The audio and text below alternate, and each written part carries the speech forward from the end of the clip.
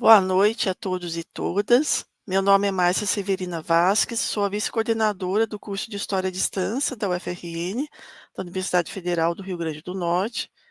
Dou as boas-vindas a quem nos acompanha hoje nesse canal e aproveito para agradecer ao programa de pós-graduação em História da UFRN e a sua equipe por disponibilizar esse espaço para a realização deste evento. Para quem quiser receber o certificado participação dessa atividade de extensão, basta preencher os seus dados no formulário Google que será disponibilizado no chat. Hoje, dia 1º de novembro de 2024, a nossa aula inaugural do semestre do curso de História à Distância da UFRN será com a professora doutora Marcela Albani Farias da Costa, da Universidade Federal de Roraima. A professora Marcela Albani Farias da Costa é pós-doutora em Educação pela Universidade Federal do Rio Grande do Sul, doutora em História pela Unirio, mestra em Educação, especialista em Tecnologias da Informação aplicadas à Educação e graduada em História pela Universidade Federal do Rio de Janeiro. Atualmente é professora da área de Ensino de História da Universidade Federal de Roraima, coordenando o Programa de Pós-Graduação em Ensino de História, o Prof. História, o Programa de Iniciação à Docência, o PIBID, e o Laboratório de Ensino de História e Humanidades Digitais. É coordenadora do GT Nacional de Ensino de História e Educação, da AMPU, e membro do Conselho Editorial da revista História Hoje. Pesquisa sobre ensino de história, história digital e humanidades digitais.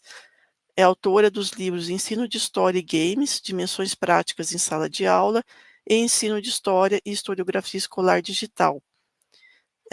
Peço que deixe os seus comentários e perguntas no chat, que serão respondidas ao final da palestra. Então, eu chamo a professora Marcela Albani, que irá proferir a palestra por um ensino de história efetivamente democrático, a quem agradeço muito por ter aceito o convite de vir falar conosco no dia de hoje.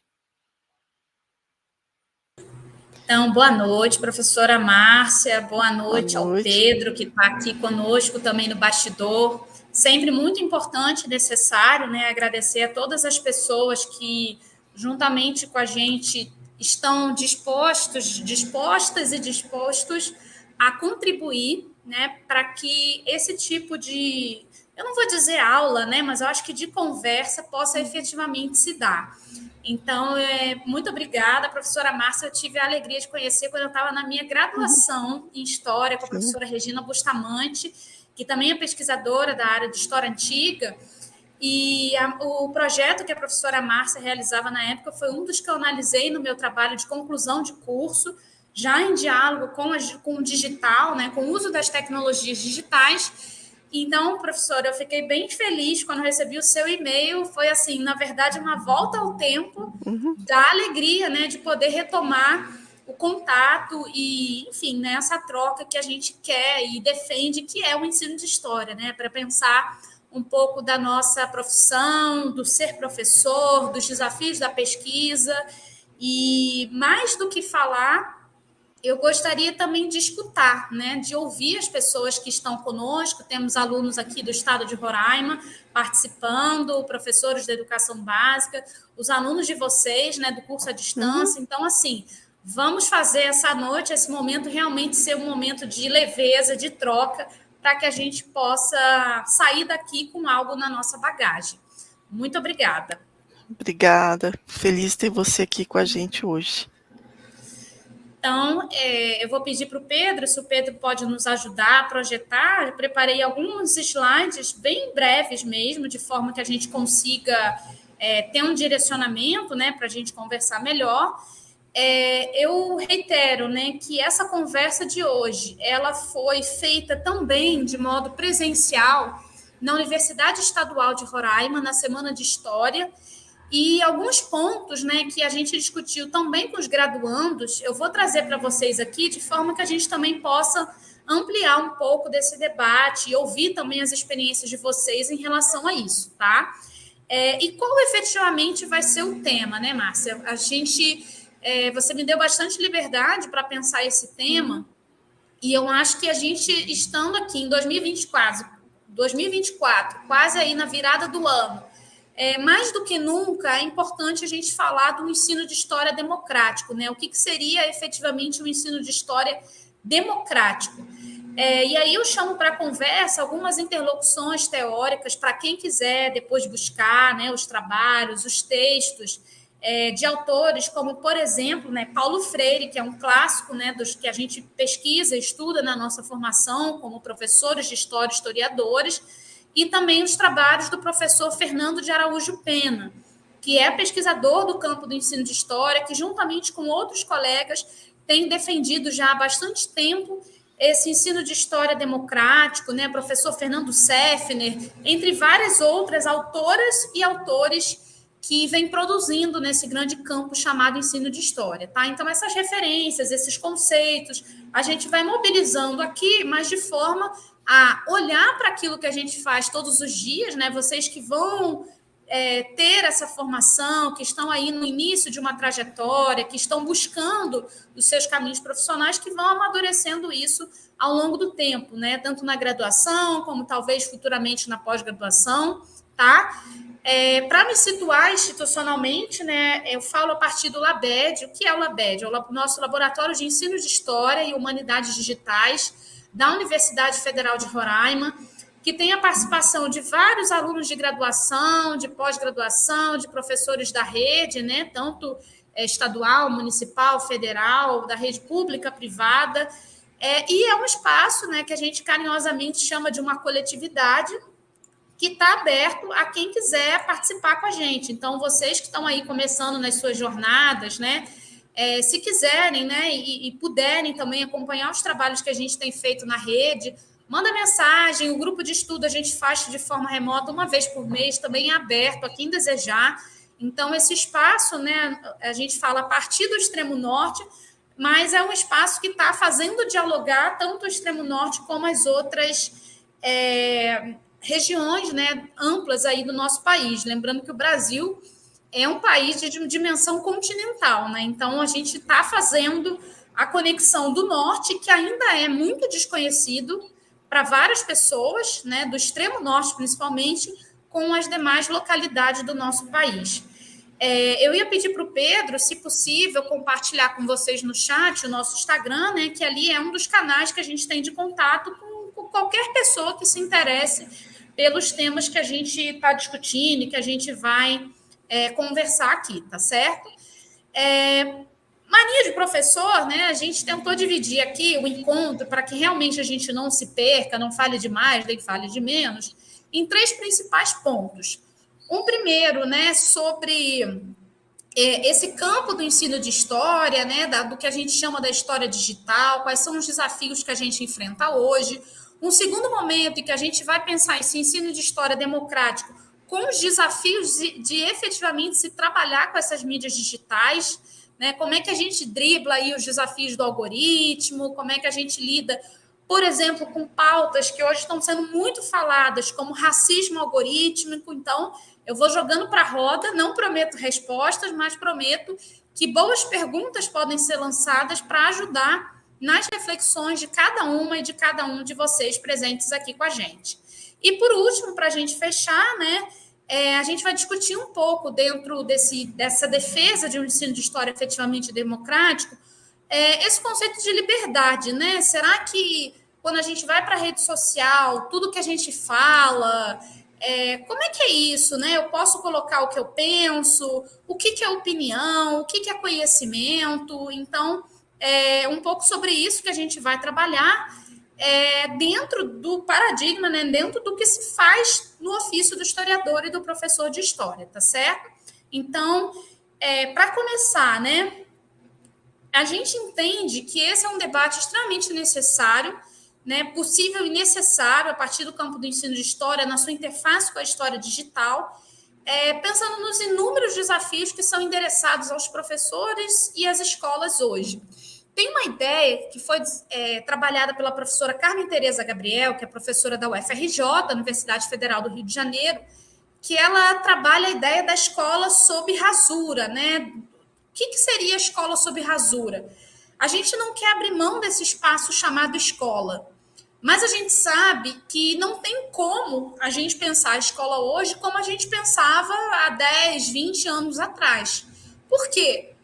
porque é uma outra geração que está ocupando esse espaço. Vários de vocês aqui, eu não sei qual é a faixa etária que a gente está trabalhando hoje, até peço que vocês coloquem essas informações no chat, né, que eu vou acompanhando daqui, porque isso tudo vai me ajudando a conduzir a fala.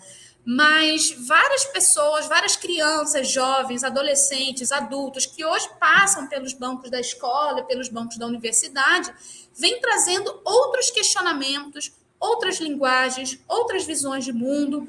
Então, essa ideia da escola, do conhecimento sobre rasura, da escola sobre suspeita, não é para abrir mão desse espaço chamado escola, mas é pensar que outros sujeitos estão ocupando esse espaço e como é que a gente lida com isso como professores, como futuros professores e também como estudantes que estão começando uma caminhada, que estão nessa engrenagem para se formarem daqui a algum tempo.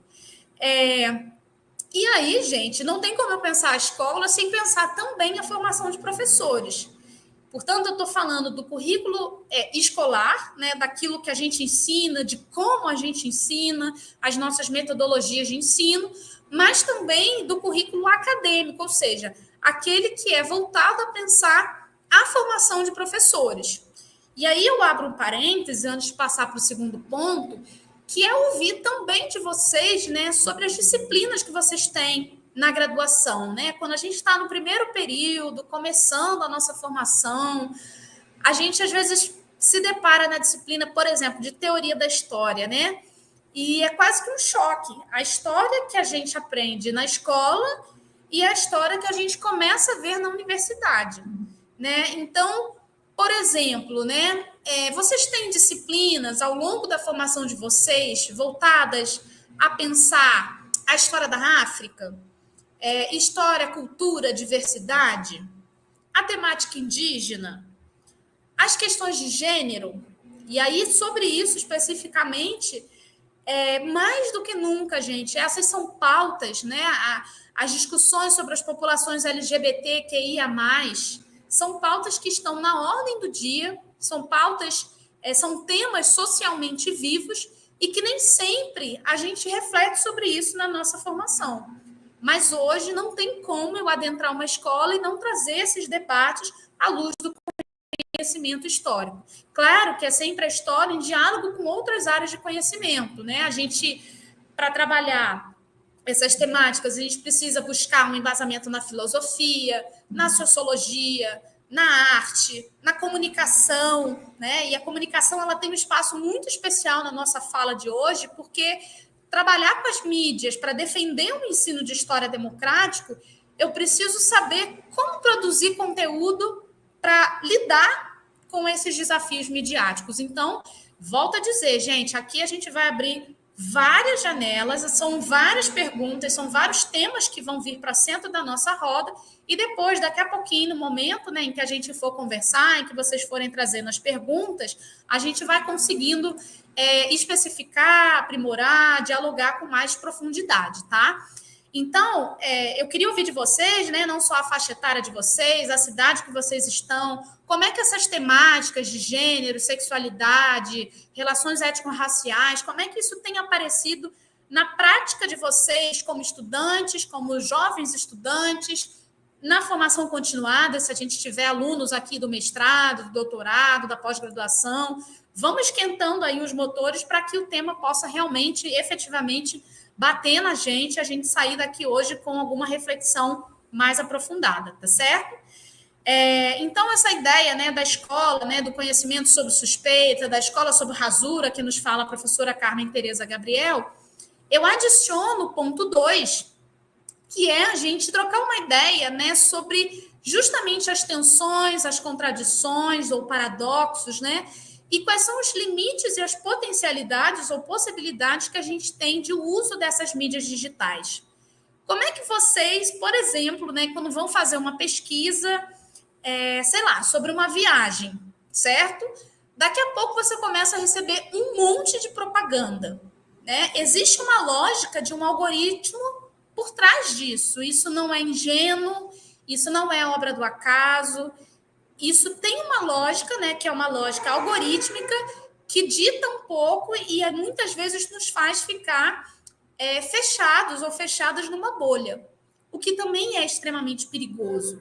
Por quê, gente? Porque a gente vive num mundo da diversidade. Então, eu preciso necessariamente lidar com pessoas que vão pensar diferente de mim, e isso não necessariamente é ruim, pelo contrário, isso tem uma potência de troca, desde que a gente tente manter, né, o que é fundamental e que a gente defende muito no ensino de história, essa perspectiva da empatia, do respeito à diversidade de visões de mundo.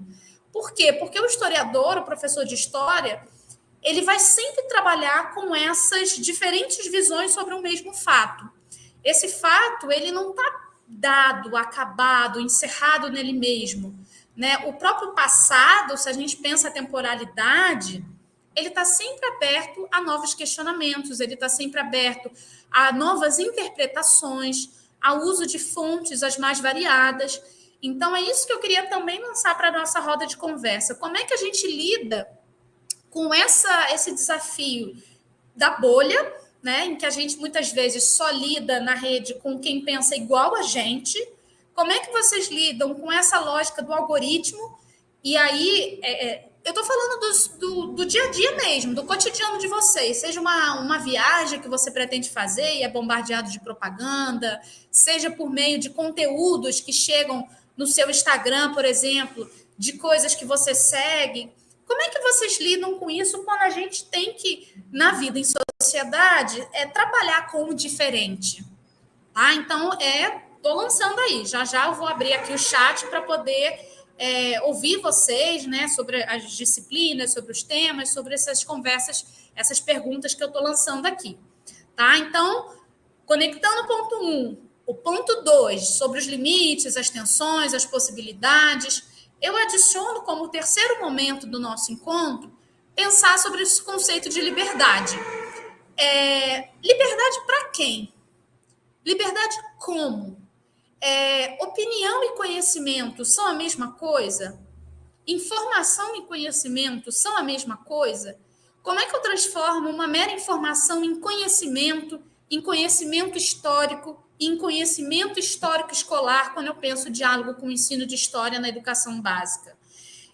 Qual é a nossa responsabilidade como jovens professores, como futuros professores, como professores já em exercício, né? Aí eu chamo daqui a pouquinho para conversar a experiência também da professora Márcia, que com certeza vai nos ajudar a amadurecer sobre o tema, sobre aquilo que a gente veicula, gente. Vejam, isso não é uma discussão de hoje, na verdade, desde sempre, né? Quando a gente pensa a própria produção bibliográfica, os livros, os artigos que a gente produz, nós somos responsáveis por essa produção que a gente está veiculando a outras pessoas. Acontece que com as redes sociais hoje, isso ganha uma proporção gigantesca, é o famoso viralizar, né?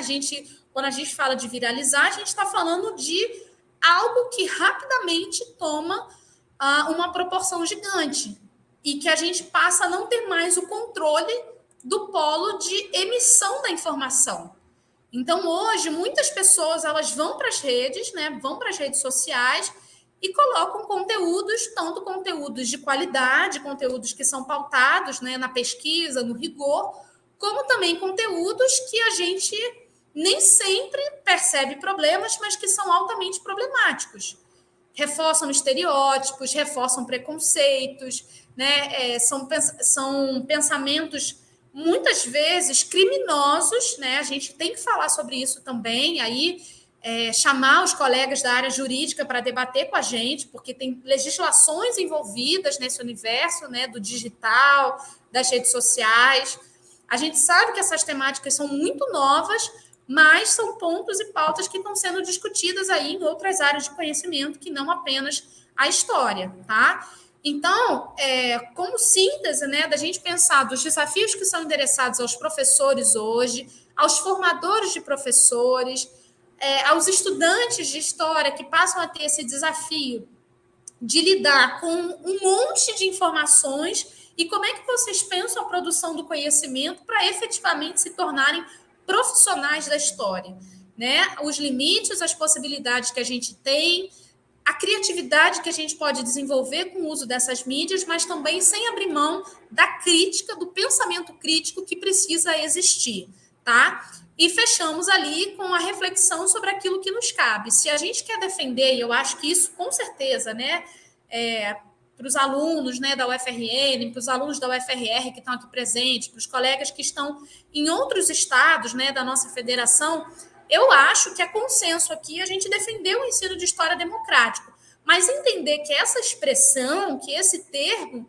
ele também está em disputa, né? E aí, quando a gente está falando de disputar, a gente está falando de ir para a arena pública, de ir também para esses espaços da sala de aula, da formação de professores, para o espaço da mídia, né, das mídias digitais, para defender o rigor da nossa profissão e o que a gente quer fazer desse ensino de história, certo?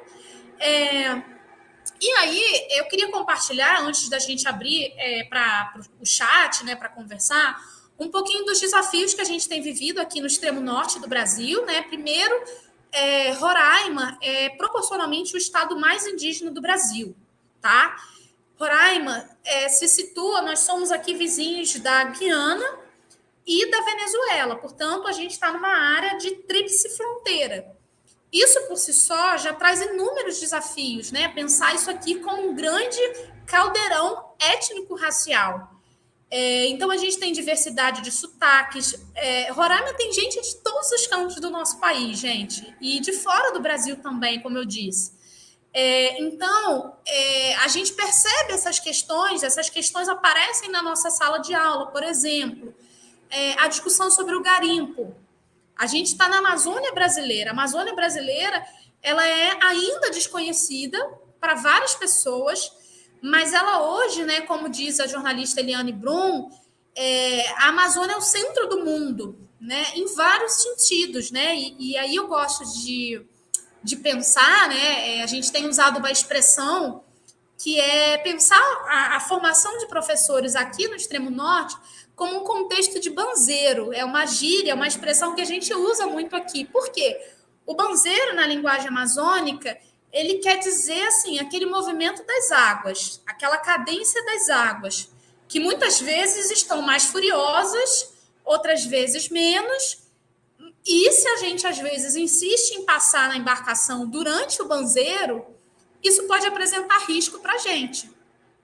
Então, esse movimento das águas, né? Aí eu até peço aqui para os meus colegas que eu já vi, que são aqui do estado de Roraima, que estão acompanhando a aula pelo chat, que me ajudem aí, porque eu sou uma pessoa que estou na Amazônia faz muito pouco tempo, então eu ainda estou aprendendo sobre isso, eu estou buscando outras leituras, e eu acho que a Amazônia ela tem muitas metáforas interessantes para a gente pensar a profissão do professor, a profissão do historiador hoje, né? Então, essa ideia do banzeiro, né? Esse perigo das águas, mas ao mesmo tempo é um espetáculo das águas, sabe? Então, pensar a nossa profissão para defender esse ensino de história democrático é pensar essa cadência que às vezes ela é perigosa, mas ela também é necessária de ser enfrentada. Né? Formar professores de história hoje, eu não posso me ausentar de discutir determinadas temáticas por medo de, né, vou ser acusada de doutrinadora, né, como hoje ainda está muito em alta, como se a gente tivesse, né, a pretensão de doutrinar alguém, se a gente tivesse essa capacidade de doutrinar alguém. Não é isso que a gente faz. O que a gente faz é trabalhar com as fontes, é trabalhar com a documentação histórica, é trabalhar e defender o pensamento crítico que a gente está reforçando. Então, eu vou trazer algumas experiências que a gente tem passado aqui no Estado a partir desse trabalho de produção de conteúdo digital, né, como o Pedro colocou para vocês o link, né, de acesso ao nosso Instagram, vocês podem verificar tanto no Instagram como no YouTube. Eu vou deixar no final da minha fala também o link de acesso ao YouTube para quem quiser, porque a gente sabe que nem todo mundo usa, né, o Instagram. A gente tem passado alguns desafios, né? A professora Carmen Gil, que é professora da Universidade Federal do Rio Grande do Sul, que é pesquisadora do tema do campo do ensino de história, da discussão sobre educação patrimonial, ela esteve com a gente aqui ano passado, em 2023, e também nesse ano de 2024, E ela visitou uma das nossas escolas parceiras, né, que na época era a nossa escola parceira da iniciação à docência, que é o PIBID, que é uma política pública de formação de professores. E a Carmen deu uma entrevista para os nossos alunos dentro do espaço da escola. E um dos pontos que ela tocou na fala dela era sobre uma realidade que a gente vive muito aqui em Roraima, que é a militarização das escolas. E eu também pergunto, na cidade de vocês têm debatido sobre militarização das escolas? Como é que está isso por aí? É uma curiosidade que eu tenho. E essa fala da Carmen, né, foi um recorte que a gente fez, né, na produção do nosso laboratório, e a gente recebeu muitos comentários problemáticos em relação a essa fala, tá? Não sei se vai dar para ver aí na projeção para vocês, mas um dos comentários dizia o seguinte: com essa bagunça que está a educação, ideologizando os alunos, vai para PQP. Obviamente, né, nós estamos ao vivo aqui, eu não vou reproduzir esse tipo de palavra, de expressão, né, porque nem caberia, a gente está dentro de um evento acadêmico, mas é para mostrar para vocês a gravidade desses comentários, né, em que muitas vezes as pessoas vão para a rede. Lembrando, esse é um canal institucional de uma universidade pública que tem por objetivo partilhar conhecimento, levar esse conhecimento para outras audiências, né, de pessoas que nem sempre têm oportunidade de estar na universidade, na escola, estudando formalmente, e a gente muitas vezes recebe esse tipo de comentário de pessoas que vão para a rede e colocam aquilo que desejam, seja palavrão, sejam preconceitos. Mas o que eu quero pensar com vocês aqui o que é que a gente faz com isso? Porque provavelmente na vida profissional de vocês vão passar também por situações semelhantes, em que vocês vão ter que lidar com comentários racistas, com comentários homofóbicos, e como nós, como professores, vamos nos posicionar quando isso acontecer. Então, eu também deixo isso para a nossa reflexão. O segundo exemplo, né, é um outro caso que eu queria partilhar com vocês, que foi uma outra live, um outro material produzido aqui no nosso laboratório também, que diz o seguinte, deixa eu só aumentar um pouquinho aqui a minha tela, porque eu também não estou conseguindo agora sim. Foi uma fala durante o Perspectivas do Ensino de História, que é um evento que a gente tem na nossa área de ensino, que foi feito ano passado em Diamantina, Minas Gerais. Essa fala foi gravada e nós disponibilizamos no canal do Laboratório de Ensino de História. E aí, mais uma vez, o nosso graduando, Davi Batista, que é um aluno que está pesquisando sobre essa temática, ele fez um recorte e transformou isso num vídeo curto, que a gente chama de Reels, né, que são esses vídeos de 30 segundos a 1 minuto, são esses vídeos curtinhos, chamado Você Conhece a Nossa Amazônia? E aí, gente, o que choveu também de comentário falando que a Amazônia só tem índio, né? Primeiro, hoje a gente fala de povos indígenas na sua diversidade, na sua complexidade, na grande variedade linguística que a gente tem, cultural, né? Outros comentários, só tem mato, né? E mais uma vez, o que é que a gente faz com isso? Quando eu revejo esses comentários, primeiro, tanto o Instagram como o YouTube, a gente tem a possibilidade de denunciar.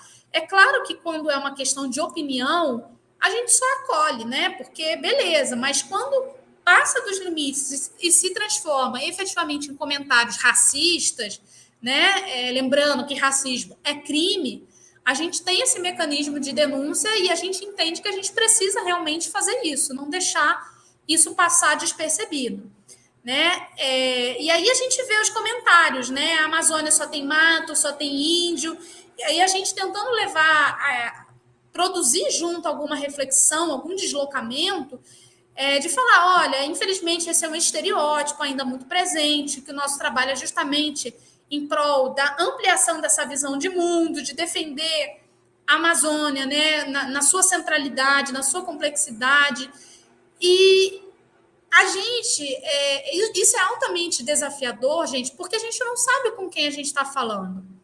Volto a dizer, muitos desses perfis, inclusive, que vão para as redes sociais com esses comentários de ódio, são perfis falsos, são robôs, né?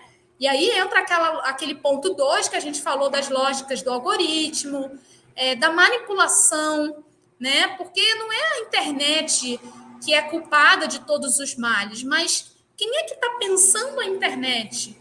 Quem entende de programação e que às vezes faz usos que não são usos bacanas, vamos dizer assim, dessas redes. Porque essa mesma rede que tem o potencial de ferir é uma rede que também tem o potencial de produzir conhecimento em rede, de produzir conhecimento na coletividade. Esse próprio momento que a gente está vivendo aqui agora, né, unindo várias cidades do nosso país, não sei se tem alguém no exterior, é potencializado por essa mesma rede.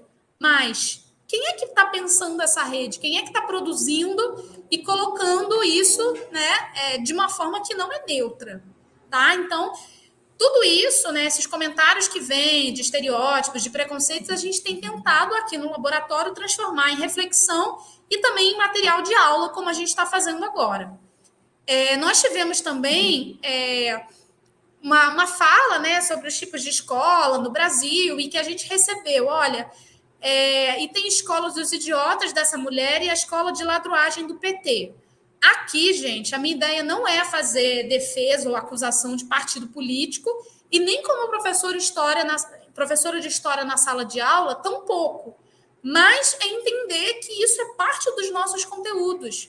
Né? Então, quando você vem numa abordagem que inclusive envolve, né, se vocês observarem bem as falas que estão aqui printadas, elas são falas que tem uma questão de gênero envolvida. Era uma professora mulher que estava falando e que foi realmente atacada, né, por meio dessas postagens, por meio desses comentários. Então, isso também, antes de denunciar, né, que é excluído da página, eu sempre registro, printo, por 2 motivos, né, de segurança mesmo nosso e de, como eu disse, de transformar isso em material de aula para pensar isso com jovens professores, porque a gente não gostaria que isso se repetisse, né? A gente gostaria que a gente estivesse aqui formando profissionais que vão levar isso para a sala de aula para questionar isso, né? De que a gente não pode ir para a rede social veiculando tudo que a gente quer da forma que a gente quer.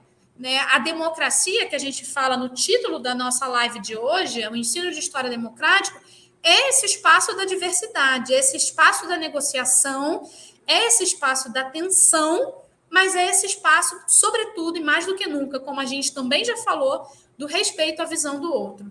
Né? E aí eu trouxe mais exemplos de comentários nesse mesmo sentido, né, que vocês podem observar. Esse especificamente que está projetado foi na fala do professor Fernando Pena, em que ele esteve aqui presencialmente conosco, a gente também gravou um encontro com ele, uma entrevista com ele, e depois fizemos esse movimento de transformar nesse vídeo curto.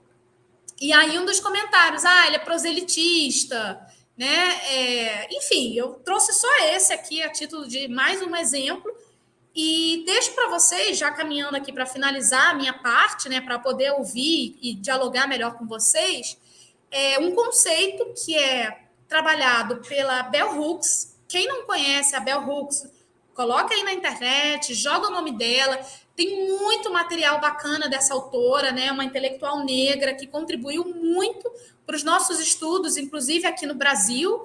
Né? Uma autora que dialogou bastante com Paulo Freire, em que, num dos livros dela, chamado Tudo sobre o Amor, ela defende com força essa ideia de uma ética amorosa.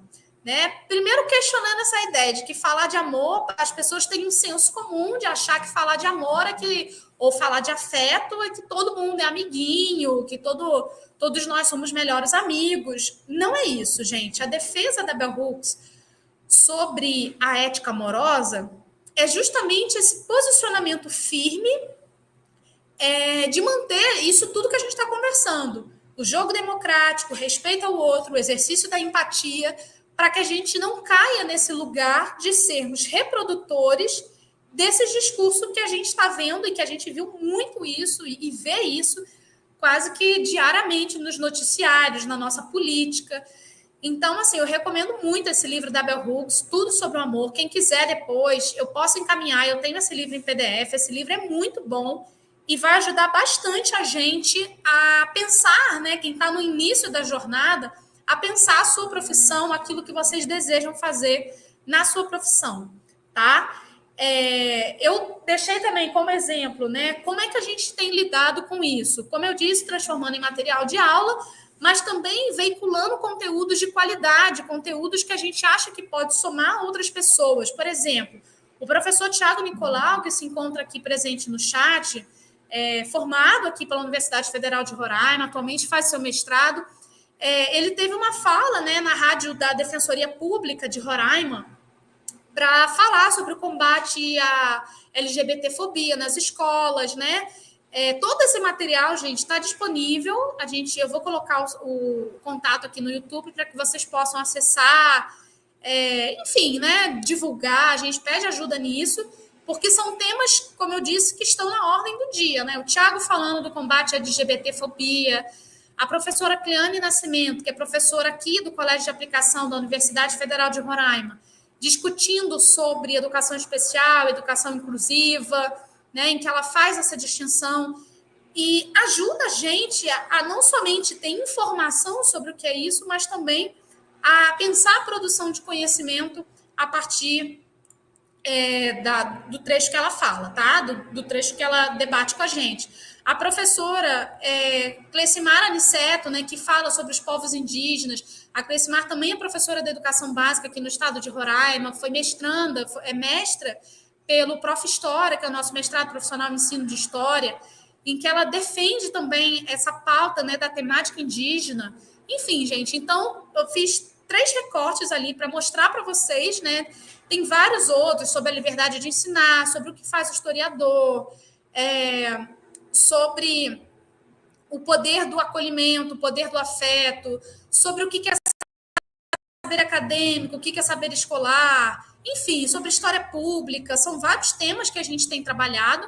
E aí, professora Márcia, fica o convite. A gente tem pouquíssima coisa sobre a história antiga, a gente ainda não conseguiu mergulhar nessa parte mais do diálogo com os conteúdos, mas a gente está aberto a fazer aulas, né, com os nossos estudantes, aulas abertas, lives em que a gente possa trocar ideias e que a gente possa disponibilizar mais conteúdos na rede para que essas informações, esses conhecimentos possam circular. Então, era isso, gente. A gente deixa aqui os contatos no YouTube, no Instagram. A gente brinca que essa ideia do influencer, né? Enfim, eu sei que tem muitas críticas a isso, mas nós, professores, a gente é influencer desde sempre.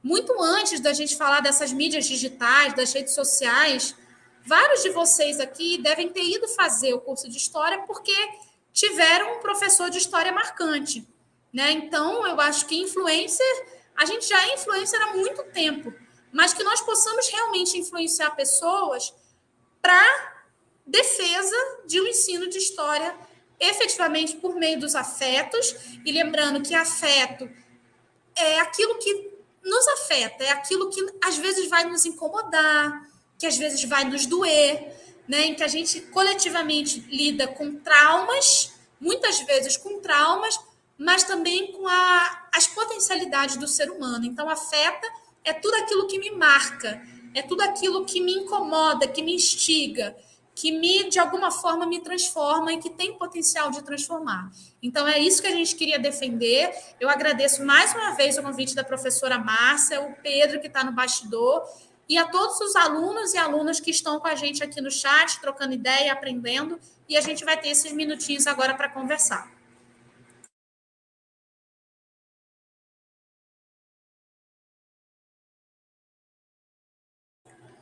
Professora Márcia, consegue retomar? Beleza. Sim, agora deu certo. Então, agradeço muito a professora Marcela Albani, né, por essa excelente palestra, com esses conteúdos que são muito atuais, né, e sempre desafiadores, né, porque a gente que é professor, como vai lidar com isso no dia a dia, na sala de aula, e as redes sociais eu acredito que é um grande desafio para nós, né, como lidar com isso, né, porque há um grande avanço tecnológico, inclusive nessa área, e a gente tem que acompanhar isso, que muitas vezes não é fácil, e, por outro lado, saber como lidar com essas questões no campo da educação, que eu acho que é um grande desafio, né. Você tinha colocado a questão dos conteúdos e das discussões de história que a gente acaba colocando muitas vezes no Instagram, né? Há vários grupos de pesquisa e grupos de estudo que fazem isso em várias áreas, na nossa área de história antiga também, mas em outras áreas, buscando colocar um conteúdo para incentivar a reflexão, né, a crítica em relação a esse ensino de história, mas eu acredito que ainda é um desafio grande, porque, na verdade, né, a gente lida com pessoas, né, com influências, né, outras pessoas da mídia, né, que têm um poder de comunicação muito maior que o nosso. Eh, então eu acho que é um desafio grande, né, para a gente lidar com todas essas, questões, né, aí. Eh, vamos ver se tem alguma pergunta. Eu estava aqui, Márcia, passando os olhos nos comentários do chat, né? Acredito que sejam seus alunos falando um pouquinho de como a grade curricular, né? O próprio Uhum, termo grade, né? Um termo que a gente já questiona, porque a grade induz a uma ideia, né? Engessada da coisa, né? E, enfim, do currículo de formação, como ainda tem muito forte esse olhar eurocêntrico, né? Então, é uhum, importante a gente dizer que a gente não está jogando fora, né, o diálogo com a Europa, mas que a gente também está querendo defender, por exemplo, as discussões de gênero, né, de pensar as mulheres no medievo, por exemplo, né? Como uhum. é que a gente consegue trabalhar com essas discussões, unindo esses temas socialmente vivos com os conteúdos clássicos também que a gente vem trabalhando na história, né? E a inserção de outros que precisam aparecer. Vamos lembrar que a gente tem as leis, né, a 10.639, a 11.645, que trouxeram aí o desafio do estudo da história da África, africana, afro-brasileira e indígena para as escolas. Né? Vários Uhum. ali estão dizendo que estão no começo do curso, mas me Sim. parece que já estão atentos, né, a observar, a olhar como é que esses temas estão sendo ou vão ser trabalhados ao longo da sua formação. Nós temos que a gente tem alunos aqui no chat que são da licenciatura presencial e também da distância. Eh, essa disciplina, a prática como componente curricular, né, que está aí na sigla, ela foi pensada para a licenciatura presencial para discutir essas questões de ensino, e aí ela acompanha o aluno na sua trajetória, né.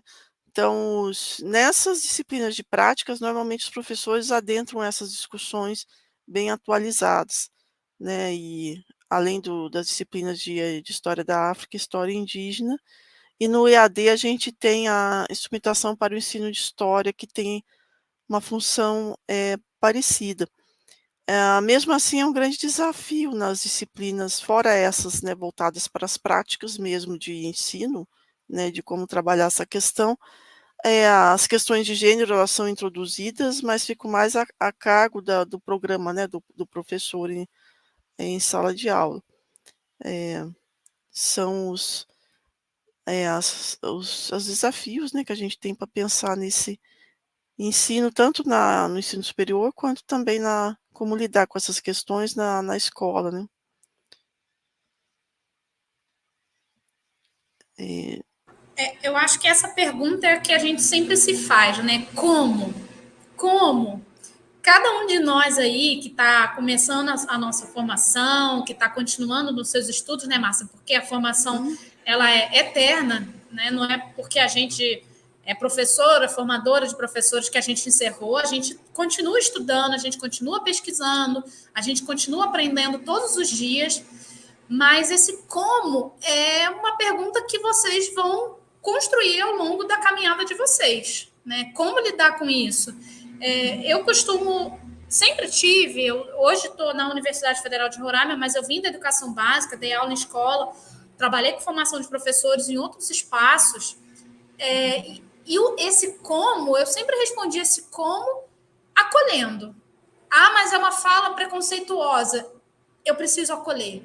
Porque se eu não acolho, eu não transformo.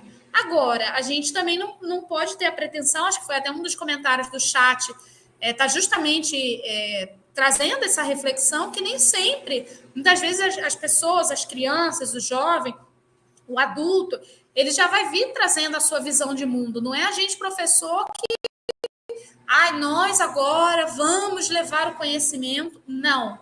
O que a gente vai fazer é não abrir mão do rigor científico, do trabalho, no meu caso, que eu defendo muito, o trabalho com o afeto, e um afeto que muitas vezes precisa ser firme para efetivamente tocar aquele estudante. Eu não posso trabalhar com temáticas só a nível da factualidade. Eu preciso fazer o esforço de pensar socialmente aquele contexto.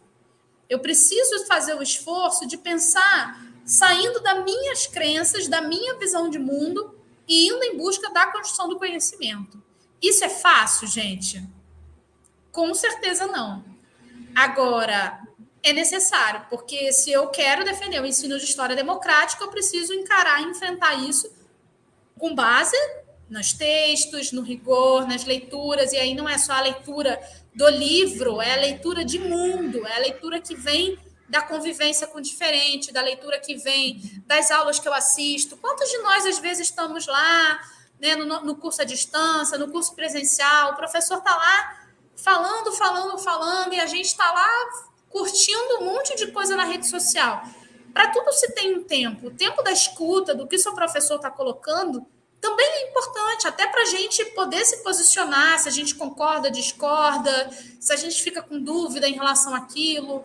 A gente vive tanto, né, Márcia, essa era da fugacidade, das coisas que estão aqui, daqui a pouco não estão, da noção de urgência, que às vezes a gente não consegue parar para escutar quem está falando diante de nós e o que está falando. Né? Na rede social, muitas vezes a gente observa aquele comportamento do fluxo que vai, e o que fica para você no final do dia.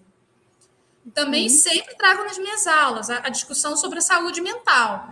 Pensar hoje essas mídias digitais, gente, esse excesso de informação, esse excesso, né, de tempos que a gente fica exposto às telas, tudo isso são pontos que a gente também, como futuros professores em formação, que a gente também precisa cuidar, que a gente precisa olhar. Né? Falar das mídias digitais não é só falar de coisas maravilhosas, é falar também de problemas. Tá? Então, é sair dessa visão ingênua, né? E a gente entender que não existe neutralidade, que há toda uma lógica, né, capitalista por trás, no sentido comercial, mercadológico da coisa, né? Como a gente deu o exemplo da viagem. Você vai ser bombardeado de informações sobre viagem, te incentivando a comprar, né, a fechar pacotes. Há uma lógica por trás que a gente não pode ser ingênuo, enfim, ou achar que aquilo ali é obra do acaso, certo? Tem mais perguntas, comentários para a gente discutir? Tem alguns comentários aqui, né? O Guilherme Simão dos Santos, que está falando, mesmo que haja alguma explicação bem feita na internet, muitas vezes as pessoas insistem em continuar pensando de um mesmo jeito acerca de um assunto com um pensamento antiquado. Esse é o desafio nosso, né? A gente é bombardeado por informações e há as bolhas, inclusive, né? As escolhas, né, do que você vai ver, ouvir, e aí acaba se centralizando num aspecto só da questão. Exatamente. Pessoal, quem tiver perguntas ou queira que a gente aborde, a gente tem um tempinho ainda, né, Márcia, para a gente poder discutir, às vezes algo que tenha na fala tenha passado muito rápido, pode mandar, né, as perguntas que a gente tenta contemplar aqui na nossa conversa. Né? E também tem uma lida em relação ao preconceito, à futilidade, que estão presentes muitas vezes na nossa sociedade. A gente com certeza observa isso nas nossas esferas, às vezes familiares, às vezes na escola que a gente trabalha, na instituição que a gente trabalha, e que os alunos já vêm imbuídos, né? Eles usam a expressão ali poluídos, né? Eu acho que imbuídos dessas crenças, desses valores. E aí, como é que nós, professores, vamos lidar com isso, né? Influenciar, que eu nem sei se a melhor expressão é essa, né? Mas tentar deslocar, né? Tentar deslocar nesse sentido de provocar o aluno a pensar sobre aquilo que ele está reproduzindo. Aquilo ali, às vezes, vem de uma crença religiosa, vem de uma crença familiar, vem de uma crença que é reproduzida cotidianamente e se torna uma verdade inquestionável. E aí, qual é o papel do professor de história, gente, do historiador? É sempre... eu gosto muito daquele samba da Mangueira, História para Ninar Gente Grande, que foi um samba enredo de 2019, que fala dessa ideia da história que a história não conta. Sabe aquela ideia de bastidor, daquilo que não está aparente, daquilo que não está dito, daquilo que não está evidente, mas que a gente vai trazendo à tona, justamente para questionar, certo? O professor Tiago, Uhum. ele lançou uma pergunta aqui, Márcia, sobre a história pública, né? A história pública e a história digital, né? Se ela contribui para a perspectiva da educação democrática. Para quem se interessar sobre isso, gente, tem vários trabalhos, professora Anita Lucchesi, professor Sérgio Noiré, Caroline Bauer, entre outras e outros, que estão pesquisando essa interface aí da história pública, da história digital, que vocês podem se aprofundar. Mas respondendo a pergunta de Tiago, eu acredito que sim, mas tudo depende de como a gente vai fazer isso, né? Realmente trabalhar com o ofício do historiador, com o ofício nosso enquanto professores de história, para criar mecanismos para que a gente efetivamente defenda uma educação democrática. E mais do que falar, vivenciar.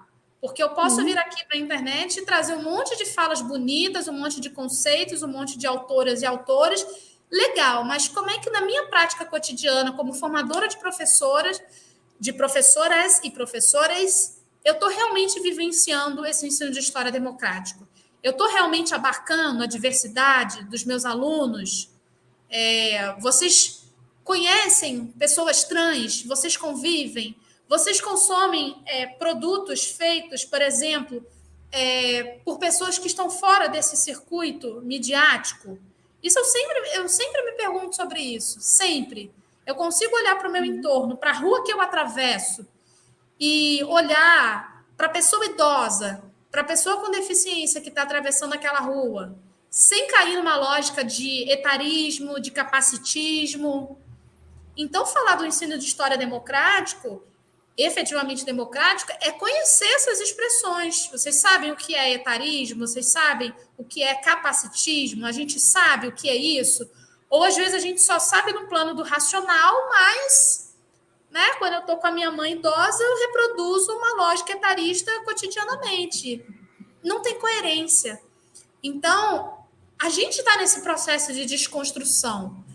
A gente, às vezes, vai cair numa lógica colonial, né, colonialista, nas nossas falas, mas a gente precisa cuidar, né? Eu tenho falado muito aqui nesse exercício de sair do Sudeste e vir para o extremo norte do Brasil, de como eu estou tentando estar atenta à minha própria sudestinidade. Por quê? Porque eu venho de uma formação do sul do Sudeste do Brasil, gente. Eu estou conhecendo a Amazônia brasileira agora, já, né, com 35 anos, aos 33, desde os meus 33 anos que eu estou aqui, tem 2 anos que eu estou aqui.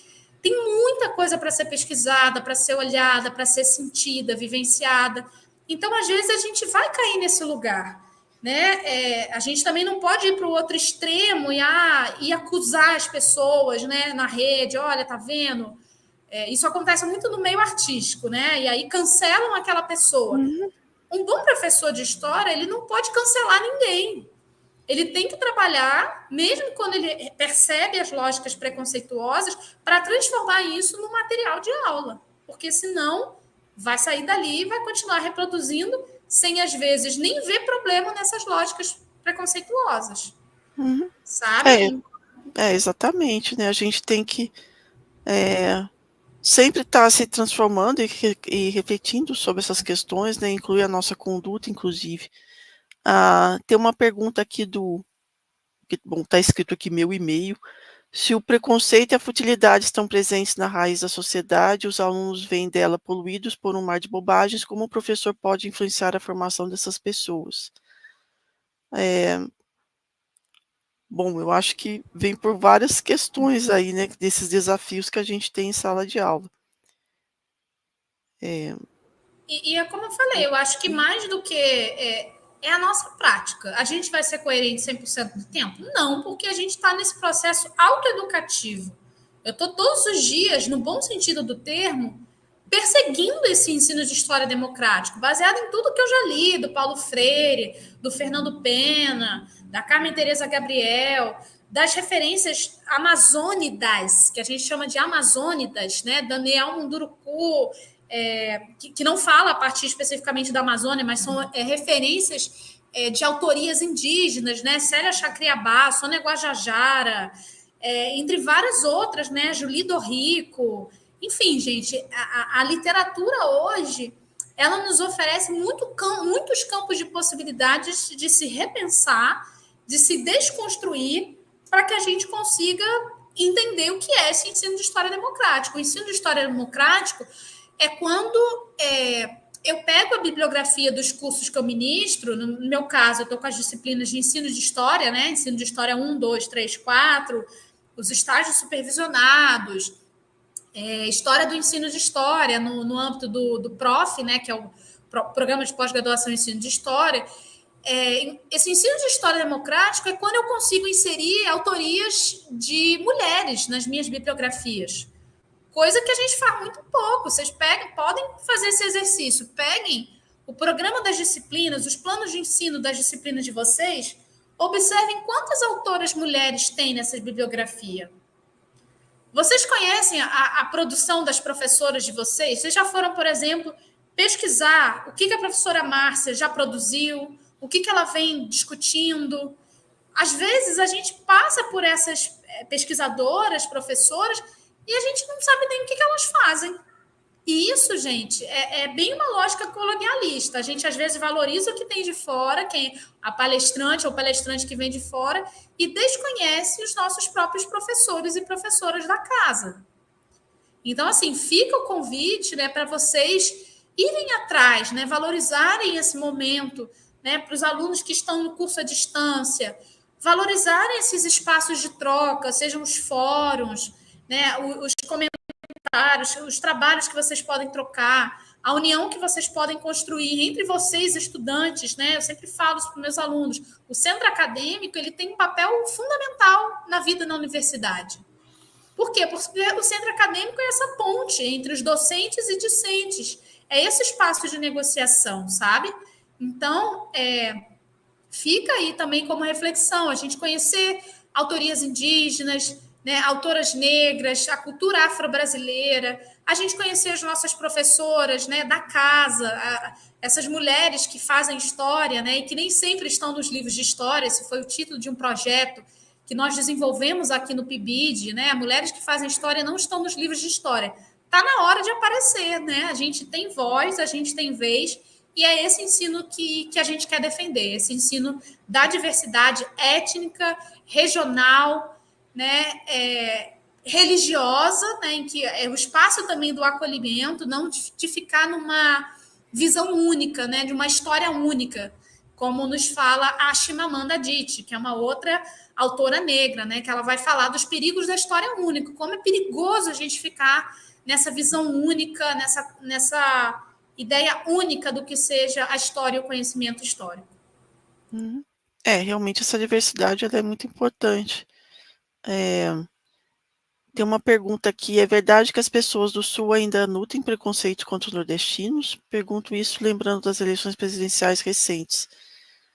Nas eleições isso pareceu muito, né? O engraçado, Márcia, que para responder essa pergunta eu vou para uma coisa que parece que não tem gancho, mas tem gancho, que é o universo das telenovelas. Recentemente, a gente lançou agora, junto com o professor Fabiano Lima, Cabral de Lima, e o professor Giovanni Silva, da Universidade Federal do Amapá, um livro que está disponível já, né, está à venda, sobre ensino de história e teledramaturgia. E nesse livro tem alguns capítulos que vão justamente falar de como as telenovelas muitas vezes reproduzem essa violência, né, que o nosso colega está falando aqui, né, dos nordestinos, porque, por exemplo, é difícil a gente ver uma telenovela em que o ator ele possa falar com o seu sotaque nordestino.